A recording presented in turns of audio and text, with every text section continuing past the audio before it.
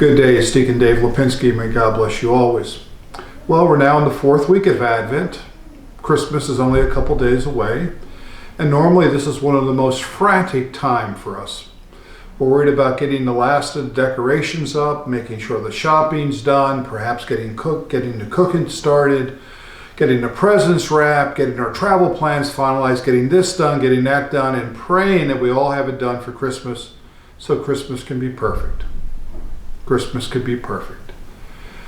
Well, this Christmas is not going to be perfect for most of us. In fact, if we really think about it, no Christmas is perfect.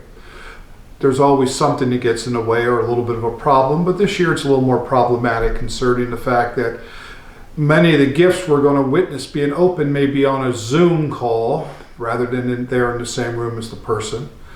And some of the meals we'll share will be shared over a telephone more than over a table. But that's in of itself should not shatter the joy that comes with Christmas. It does make a point of, do we have what we want and do things happen the way we want them to happen? And this year's been difficult for that matter. December 23rd, we celebrate the feast day of St. John of Kanty. St. John of Kanty. Now, St. John of Kanty was Polish extraction, nice family, not overly rich, but a comfortable life. Very studious, went to the University of Krakow in the late 1400s, which was one of the centers of education in all of Europe. Studied well, received his doctorate. Shortly afterwards became a priest, and immediately afterwards became a professor at Krakow. And he was well regarded, the students loved him, he was well respected, everything looked fine, life was going the way he wanted it, his family was nearby, and then something happened. What happened was, he was accused of some misconducts. Basically, it was out of jealousy. People didn't like how well he related to the students, because back then the students and a teacher would not have a close relationship. It was very much master and pupil. Well, anyway, because of the circumstances, he was forced to leave Krakow. He was forced to go and serve as a parish priest in a small country parish in Bohemia, a parish that, quite honestly, in the past had received their pastors, had been some of the priests who have gotten in trouble for one reason or another.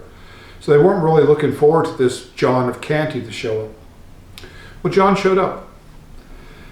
He was basically rejected by his own parish in many ways. And instead of getting upset, instead of saying, what have I lost? He basically says, what am I to give to my people? Now, when he was the teacher at Krakow, he was known for his generosity. He was known for being kind to the poor. He was known to have an openness of joy. He didn't lose that when he went to the small parish in Bohemia. He continued to be the person he was called to be. And over time, the parish started coming around to respect this priest. Well, after about 8 years, whatever controversy was back in Krakow ended, and the university asked him to come back. And he chose to do that. The story is told as he was leaving the parish, the parishioners walked after him saying, please don't go. He went back to the Krakow and went back to being that teacher, went back to being that same person he was before, a person of joy, a person who accepted what happened in his life and tried to do the best he can with it, and not to take out his anger or his upset on others because he couldn't have the perfect life that he thought he would have when he started that spiritual journey. It's a message to each of us, be it Christmas time or be it any time in our life, that we're called to be the same person, to be a person of love, a person of joy, and a person looking for the happiness in others. May God bless you and keep you both this Christmas time and throughout the year. Amen.